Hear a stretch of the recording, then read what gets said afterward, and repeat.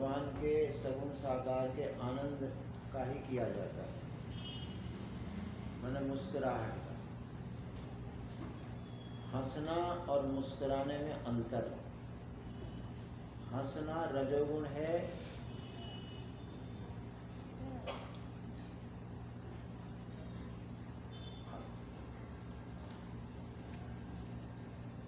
हंसना रजोगुण है और चंचलता में आता है। हा हा हा हा हा हा। और मुस्कुराहट आनंद का सूचक, प्रसन्नता, गंभीर प्रसन्नता को मुस्कुराहट कहा जाता है। कहा जाता है वाल्मीकि रामायण के बारे में कि राम पूरी जिंदगी कभी हंसे नहीं थे, केवल मुस्कुराते। ये मर्यादा, उनके जीवन में मर्यादाएं बहुत हैं, इसलिए उनको मर्यादा पुरुषोत्तम कहते हैं।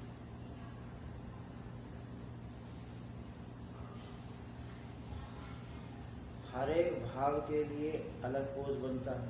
आपने देखा होगा जब नाटक में जो पाठ करते हैं तो पोज अलग अलग बनते हैं। तो आनंद का पोज है मुस्कुराहट। अगर आप एक अभ्यास कर लें रोज 5 मिनट, सवेरे को, दोपहर में, रात को, थोड़ा सा 5 मिनट मुस्कुराते रहें सिर्फ, तो एक नस नाड़ियाँ जो है हमारी वहाँ पर सेट हो जाए। अब हमें दुखी होना है, किसी ने कुछ कह दिया,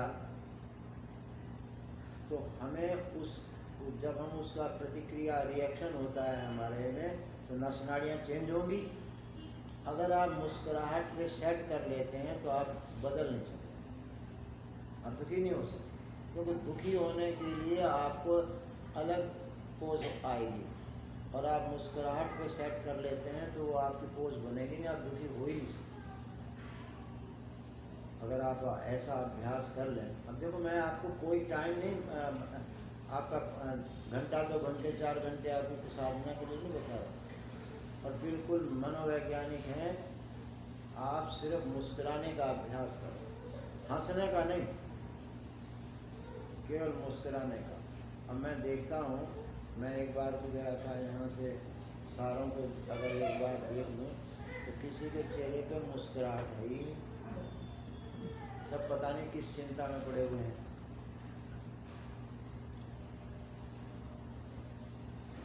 सिर्फ 5 मिनट रोज मुस्कुराने का की स्थिति में बैठना चाहिए। कभी भी उसको सेट करो, नस जो हमारी नाड़ियाँ हैं, ये जो नसें हैं, उसको मुस्कुराहट पे सेट। उसका एक तरीका है, कोई मुस्कुराती हुई भगवान की रूप ले लो, और बस मुस्कुराहट होंठों की नहीं, नेत्रों की।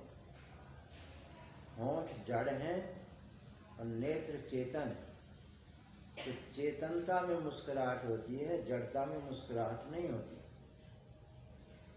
तो भगवान की किसी साकार मुस्कुराती हुई छवि का कोई फोटो मिल जाए गूगल में, तो उस पर 5 मिनट रोज उस पर ध्यान देखते रहो उसे बस, और उसके साथ और देखते रहना। आपको पता मनोवैज्ञानिक प्रयोग क्या, अगर आप उसको मुस्कुराते देखेंगे तो आप मुस्कुराने लगेंगे, वो मुस्कुराता हुआ ना, क्योंकि भाव तो यहाँ बन रहा है ना, तो आप मुस्कुराने लगेंगे। तुम किसी बच्चे को मुस्कुराते देखो, आप मुस्कुराने लगोगे, वो बच्चा मुस्कुरा रहा है ना मुस्कुरा रहा हो, ये साइकोलॉजी पकड़ो। तो अगर 5 मिनट रोज ये अभ्यास कर लो तो आपको कोई भी परेशानी की, कोई भी नेगेटिव बात से प्रभावित जल्दी हो नहीं पाओगे। और टेस्ट लेना हो कि हमारा वो सेट हो गया, तो सोते हुए को कोई देखो, अगर वो सोता हुआ आदमी ऐसा लगे भाई मुस्कुरा क्यों रहे थे तुम सोते हुए, ऐसा अगर पूछे तो समझ लो हमारा सेट हो गया।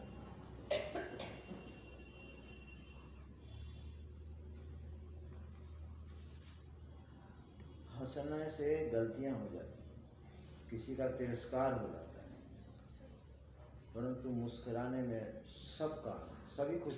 आप किसी बच्चे की तरफ मुस्कुराते देखो, मुस्कुराने लगता है, ये व्यक्ति मुस्कुरा रहे, बस ऐसे मुस्कुराते रहो बस, और कुछ नहीं करना। हमेशा मुस्कुराते रहते हैं, इनकी खासियत बोलने वाला ही था, आपने बोल दिया उसके। हाँ, नहीं वो तो दिखता है चेहरा सबको है? तो वो जो आप देखो, मुस्कुरा के देखो, ये फिर ध्यान दो इधर सिर पर, आप देखेंगे कि आपकी नस की नाड़ियों को सबको एक बहुत बड़ा रिलीफ मिलता होगा। देखो जैसा लगता है जैसे कि इन्होंने वो अच्छा दबा दिया, ठीक है, बहुत रिलीफ मिलता। और बस हमें वो करना, हमें साधना क्या करनी है कि उसको सेटिंग देना है। ऐसे तो वो मुस्कुरा लोगे 1 मिनट के लिए तो चली जाएगी, फिर दूसरी व्यक्ति आएगी, फिर वैसे हो जाओगे, फिर तीसरी आएगी, वैसे हो जाओगे। ये नाटकबाजी ठीक नहीं है। मनुष्य हो तो मनुष्यता चाहिए। आप परमात्मा के जीवी भी हो तो अंशित हो, वो सच्चिदानंद है तो आप भी सच्चिदानंद हो, तो आनंद को अभिव्यक्ति दो। ये मुस्कुराहट जो है परमात्मा की, आत्मा की के स्वरूप की अभिव्यक्ति है।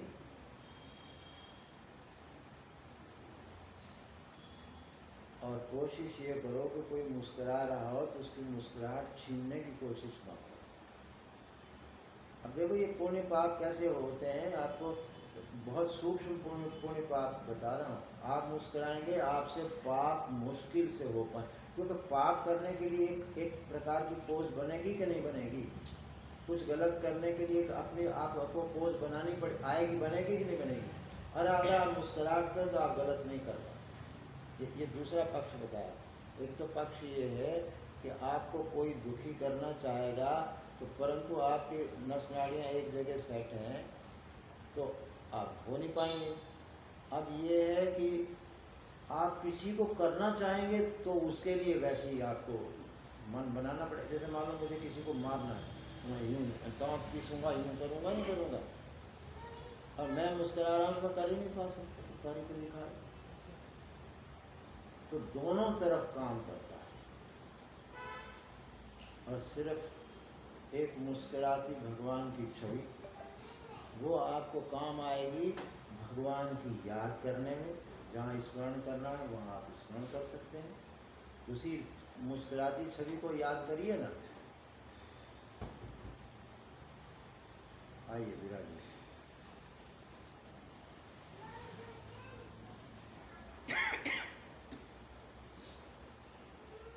तो पहला काम तो ये हुआ कि आप नमस्ते करेंगे, घर में भी बाहर भी इसी प्रकार से। और दूसरा काम हुआ कि अपने शांत एकांत स्थान में जीवन में मुस्कुराहट के लिए अभ्यास करें। ये मनोवैज्ञानिक प्रयोग है इसमें। और अगर इसको अध्यात्म से जोड़ना हो तो परमात्मा के सच्चिदानंद अनंत अद्वैत स्वरूप में जो आनंद स्वरूप है उनका, उसके अनुसार साथ। तो भगवान आनंद स्वरूप है तो दुख किस बात का।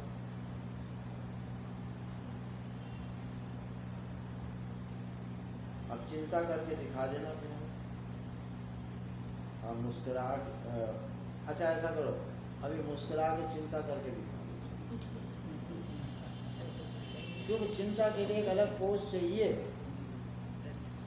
वो आपका एक उदास हो जाएंगे या कुछ हो जाएंगे तब जाके चिंता कर पाएंगे, नहीं तो नहीं कर सकते। अगर आप मुस्कुरा रहे हैं तो चिंता नहीं कर सकते।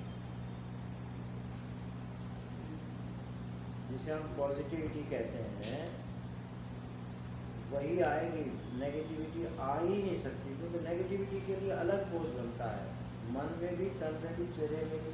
तो हमारे मन में जो भाव बनेगा उसको बहुत सहायता देता है ये पोज।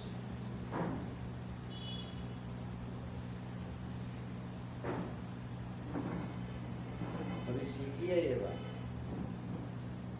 तो अब ये ईश्वर ने आपके ऊपर कृपा की है, आपको नमस्ते करना सिखाया है। जो एक बड़ी इतनी बड़ी बूढ़ी हो गई हो, अभी तक नमस्ते करना नहीं आता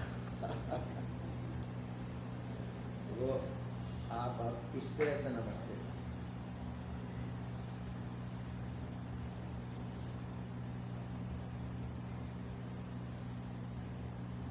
वो जो निर्गुण निराकार स्थिति है वो परमात्मा है, उसे आप और कुछ मत समझना। मैं आपको पक्का बता रहा हूँ, कभी भी भगवान आपको मिलेगा, आप मुझे दुआ देंगे कि आप कितना पहले हमें भगवान के दर्शन करा दिए।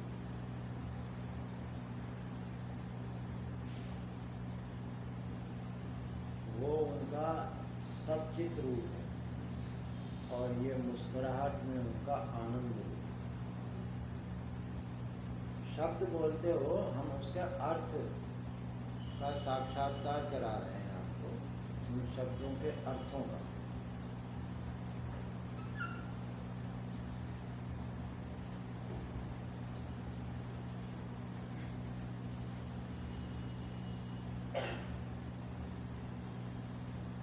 अब ये बात दो हो गई, समझ में इसमें कुछ और समझाना हो तो आप प्रश्न कर सकते हैं, तो फिर हम तीसरी बात शुरू।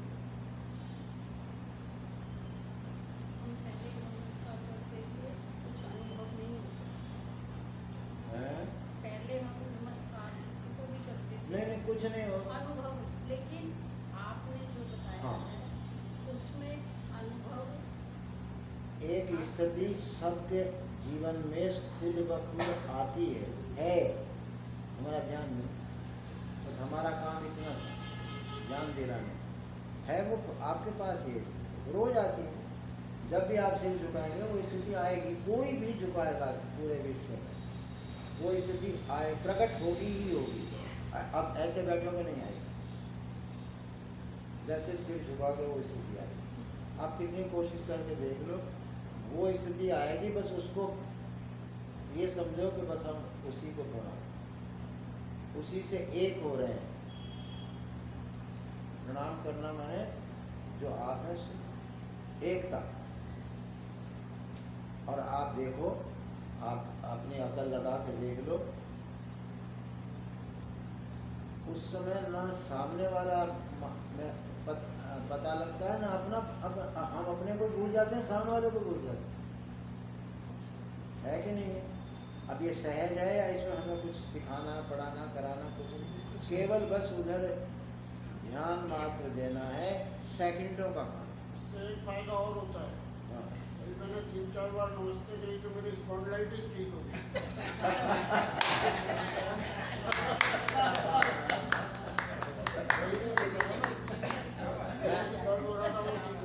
मैं आपको ये बता रहा हूँ, इससे झुकने का मैंने आपको तरीका, कुछ लोग जो हैं इतने अकड़ू होते हैं कि इससे नीचे सिर नहीं करते।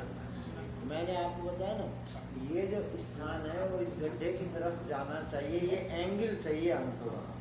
इस एंगल पे जाके वो स्थिति आती है, नहीं वैसे नहीं आएगी, उखड़ी उखड़ी रहेगी अगर आपने बलियों किया तो। और देखो ना, कम से कम एक शिष्टाचार है, नमस्ते जी, ये क्या है, मजाक है कि नहीं?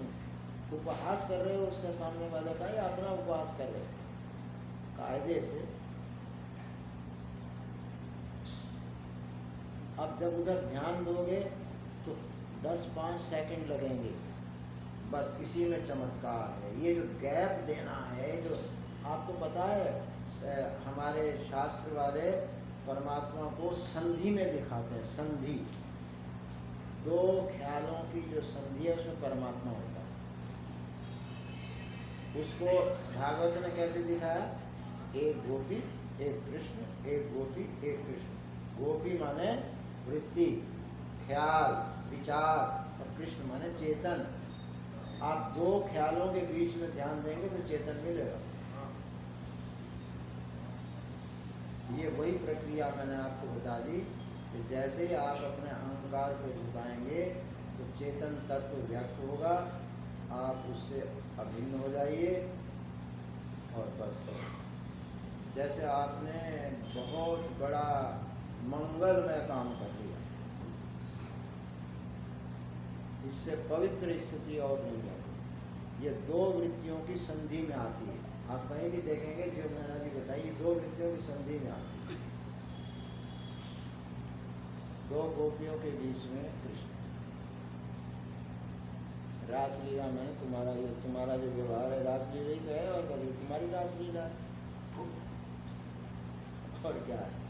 तो ये इसमें बीच बीच में, और कभी भी छोटा बड़ा नहीं, सबको प्रणाम करो। ये मत कहो कि छोटों को हमें आशीर्वाद देना है। पहले तो ये सीख लो, फिर मैं बता दूंगा आशीर्वाद कैसे दिया। ये जो चीज़ें जीवन में है नहीं ना, इनको लाओ। ये सहज है, इसमें मैंने कोई नई बात नहीं बताई है। आपकी जो सहज बातें वही बताई।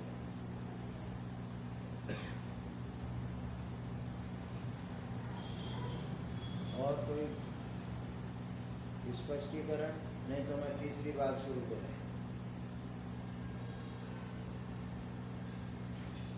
एक उपाय है, सार्वभौम और सार्वजनीन उपाय, कोई बनावटी नहीं।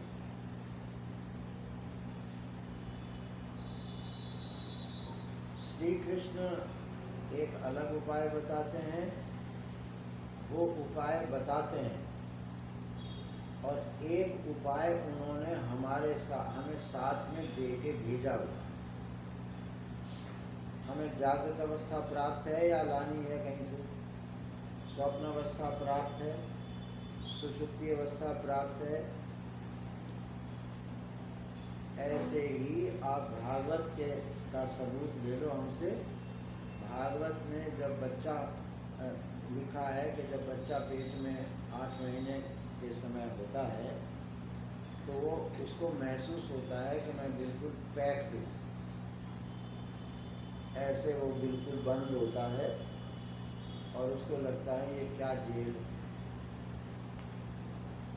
क्या यही हाल होता रहेगा। तो वो प्रार्थना करता है। ये बच्चा प्रार्थना कैसे करता है, उसको किसने सिखाई? ये हमारे साथ आई हुई, हमारी मानवता के इस शरीर के साथ। जब जन्म लेंगे तो ये चीज़ हमें, ये संपत्ति मिली हुई है कि हम प्रार्थना करेंगे ही करेंगे। अब भी आप देख लो, अपने को चेक कर लो, सब लोग सारा दिन प्रार्थना करते रहते हो, भगवान हम घर ठीक से पहुंच जाए, सब ठीक है, दुकान पे जाए सिर्फ आज मंगल मंगल रहे। सारा दिन कुछ न कुछ इसी तरह के शुभ बातें मांगते रहते हो ना, अंदर चलता ही रहता है, ऐसा हो, ठीक हो, गलत ना हो, ये सब, ये इसी का नाम तो प्रार्थना। अब प्रार्थना हमारा स्वभाव है, और वो साधन ऐसा है जो सबसे बड़ा दोष है, वो अहंकार है। उसको ढीला करने का साधन हमें दे के भेजा है प्रार्थना। जितने साधन हैं वो अहंकार पूर्वक ही किए जाते हैं। मैंने जब किया, आज मैंने 5 माला की महाराज, अच्छा भाई, अब मैं कल 10 करूँगा। देखो ना, अहंकार का प्रदर्शन है ना इसमें। और प्रार्थना कहाँ से शुरू होगी? तो वो मैं ना चीज हाथ पुकार, यहाँ से शुरू होती है ना प्रार्थना शुरू ही होती है। पहले अहंकार को छोड़ेंगे तब शुरू होगी, तो होगी। और बाकी जितने भी साधन उपाय हैं, आप कोई भी व्यवहार या कोई भी करेंगे अहंकार पूर्वक ही होंगे। प्रार्थना अहंकार छोड़ने से, हाथ जुड़ जाते हैं, सिर झुक जाता है और हम कहते हैं प्रभु कृपा करो।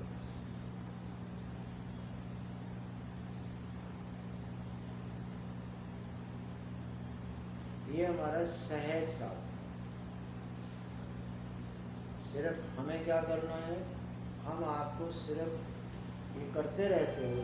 आप कभी चेक करना, आप यहाँ से जैसे ऑफिस तक जाएंगे आप अनेक बार प्रार्थना कर चुके होंगे, गाड़ी ठीक पहुँच जाए, कोई रास्ते में गड़बड़ ना हो, ये सारी प्रार्थना चलती रहती, चाहे आपकी सूक्ष्म भाषा में चलती हो या स्थूल भाषा में चलती हो, प्रार्थना हर समय चलती है, हर समय।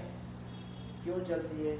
क्योंकि मनुष्य अपने को अभावग्रस्त मानता है, बहुत कमी है जीवन में, उसकी कमी खटकती रहती है, इसलिए वो प्रार्थना करता है।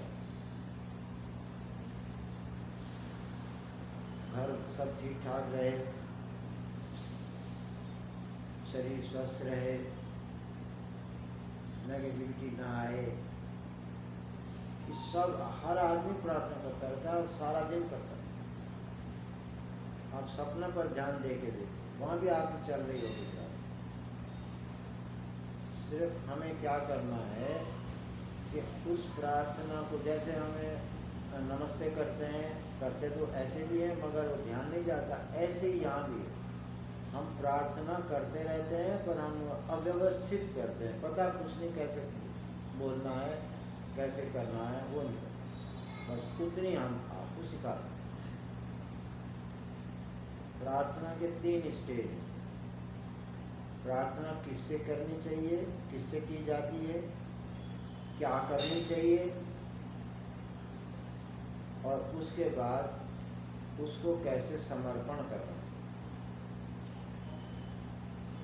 3 बातें प्रार्थना में ध्यान दें। प्रार्थना एक सहज उपाय है, सारा ईसाई समाज यहाँ आके ठहरा हुआ, उसके पास कुछ नहीं, प्रेयर के सिवा कुछ, उनके यहाँ कोई साधना नहीं, तो प्रेयर के सिवा पूरा ईसाई समाज, पूरा मुसलमान समाज नमाज पर टिका हुआ है और उनके पास कुछ नहीं। सब उन लोगों ने समझ ली इस बात को कि इसके सिवा कोई तरीका नहीं। और हमारे भागवत में सारे पुराण रचने के बाद, महाभारत लिखने के बाद भी व्यास जी को संतोष नहीं हुआ। ये बात भागवत में लिखी हुई, तो संतोष नहीं हुआ तो बद्रिकाश्रम में बैठ के चिंता करने लगे कि क्या हुआ, ऐसे क्या कमी रह गई कि मैंने कौन सी कमी छोड़ दी कि मुझे इस काम से संतोष क्यों नहीं हुआ। तो फिर उनके गुरु जी हैं नारद, तो नारद जी को स्मरण किया उन्होंने, वो प्रकट हुए। उन्होंने कहा, नारद और व्यास, तुम जरा सोचो, 18 पुराण के भागवत महापुराण, वहाँ भागवत उसमें जो है पुराणों में वो देवी भागवत, ये महापुराण, तो ये जो महापुराण है इसकी रचना करने के लिए उन्होंने कहा कि तुमने अब तक पुराणों में कर्म कर्म ये करो इसका फल ये मिलेगा, ये फल, मैंने तुमने एकदम सारा भौतिकता ला के खड़ी कर दी। भगवान का वर्णन किया है तो उसमें ये कर्म करो, ऐसे पूजा करो, फूल चढ़ाओ, ये करो, कर्म ही कर्म, चेष्टा ही चेष्टा में तुमने कहीं भाव भी तो दिखाओ। तुमने परमात्मा का गुणगान नहीं किया, कर्मों का गुणगान किया, अच्छे कर्मों का गुणगान किया। तुमने ईश्वर को क्यों नहीं प्रकट करने की कोशिश की?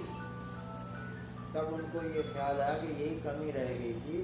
तो इसीलिए आप भागवत देखेंगे, जितने भी अध्याय होंगे, हजारों में हैं, 18 तो 18 अध्याय तो गीता में है, भागवत में 12 तो स्कंद है, अध्याय तो सैकड़ों में, हजारों में। प्रत्येक अध्याय में व्यास जी ने प्रार्थना की, प्रत्येक अध्याय। वो मैंने आपको बताया था कि उन सारी प्रार्थनाओं को हमने इकट्ठा किया और एक पुस्तक अलग से छपवा दी, जो 240 पेज की वो पुस्तक छप के तैयार है। इतनी प्रार्थनाएं हैं उसमें।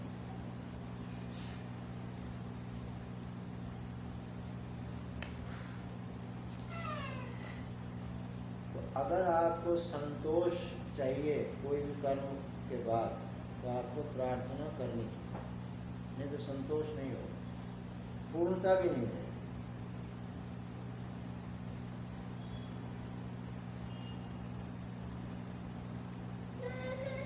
और आप देख लेना, ये जो मैंने 3 बात बताई हैं, पहले जिससे हमें किससे प्रार्थना करनी है उसके बारे में परिचय दो। क्या प्रार्थना करनी है, उसे निर्विकल्प, इट्स बट्स नहीं, ऐसा हो जाए तो वैसा हो जाए तो ये नहीं होता। पक्का क्या चाहते हो, अपनी चाह को बिल्कुल स्पष्ट रूप से सामने रखो। तीसरा, फिर ये अनुभव करो कि हम उनकी शरण में हैं, हम कुछ कर सकते तो फिर करके मांग लेते। तो 3 स्टेज होती हैं, यही आप प्रार्थना में देख लेना, भागवत में ये तरीका दिया होता है।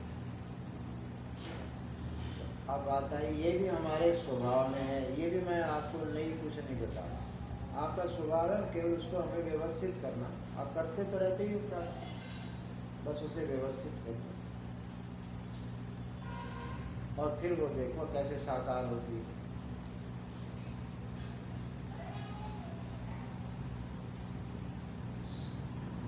गीता में और भागवत में एक एक अध्याय सिद्धियों का।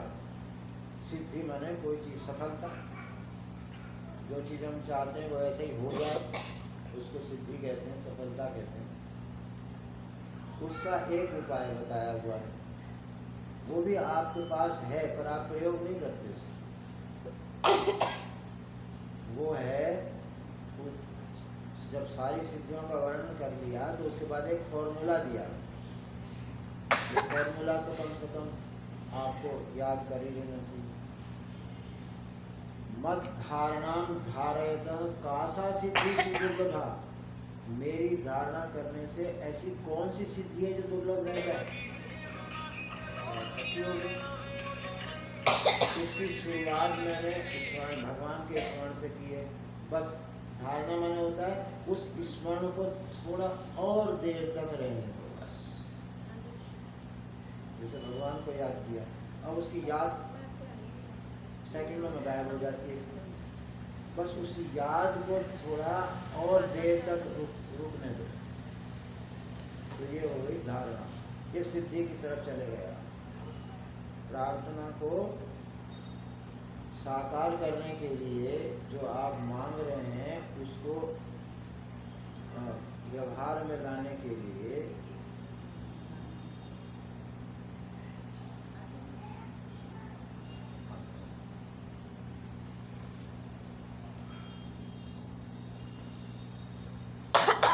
देर से आने के लिए धन्यवाद।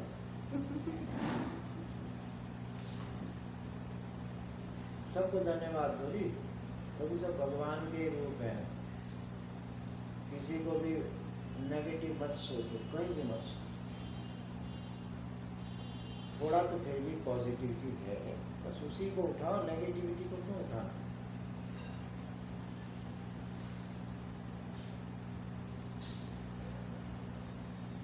प्रार्थना को साकार करने के लिए जो उपाय बताया हुआ है वो है मत धारणाम धारयतः कासा सिद्धि सुदुर्लभा। ऐसी कोई सफलता नहीं है जो न मिल सकती हो, सिर्फ आप चेतन की धारणा कीजिए। चेतन माने परमात्मा। वो मैंने स्मरण आज भी बता दिया है आपको, चाहे उस निर्गुण निराकार की तरफ ध्यान दे दीजिए अथवा साकार की तरफ। बस वहाँ वो होता है क्षणिक। धारणा होती है अनेक क्षणों में। मान लो आपने 5 सेकंड के लिए याद कर लिया तो धारणा होगी 20 सेकंड। वैसे धारणा जो मानी जाती है वो 1 मिनट की मानी जाती है। कोई भी सिद्धि प्राप्त करनी हो ईश्वर की धारणा 1 मिनट तक कर लो, आपका काम बना बनाया समझो। आगे अब बताओ ये युक्तियाँ कहाँ हैं, कौन बताएगा? कैसे हमारी प्रार्थना सफल हो? किसी भी ये मत सोचना कि किसके बारे में, सब के बारे में। जो जीवन हमें मिला है इससे संबंधित कोई भी बात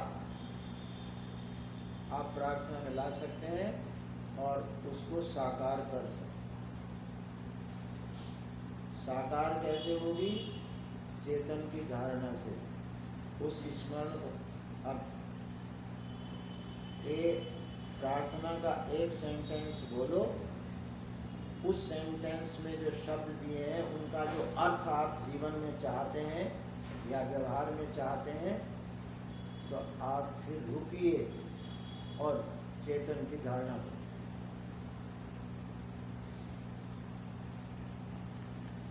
हे अनंत प्राज्ञ ओम, ये मेरा प्रार्थना का एक वाक्य है। इसके बाद आप शांत, या तो मैंने जो नमस्ते में बताया वो करो, नहीं तो दूसरी स्थान में भी आप याद कर सकते। आपको गहरी नींद सबको आती है,